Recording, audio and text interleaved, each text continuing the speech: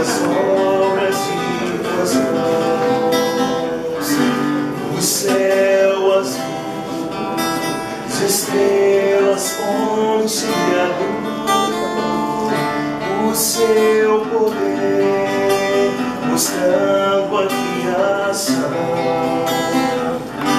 Então minha alma canta-te, Senhor, quão grande és tu,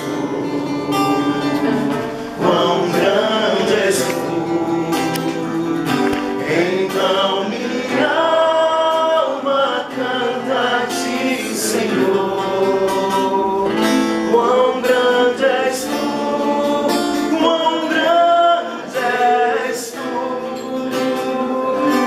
Quando a vagar nas matas e florestas,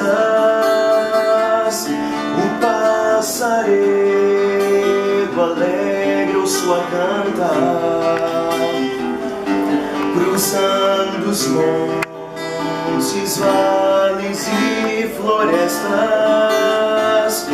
o teu poder mostrando a criação. Então minha alma canta-te, Senhor, quão grande és tu, quão grande és tu. Então minha alma canta-te, Senhor, quão grande és tu, quão grande és tu.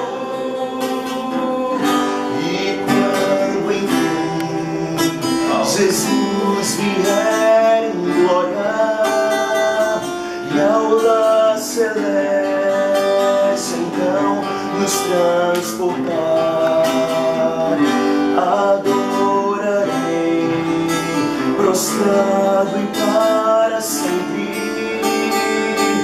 Quão grande és tu, meu Deus, hei de cantar. Todos. Então minha alma canta-te, Senhor, quão grande és tu,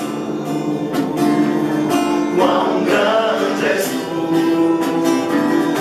Então minha alma canta-te, Senhor, quão grande és tu, quão grande és tu,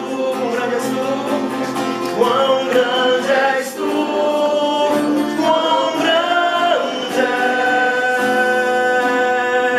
és tu.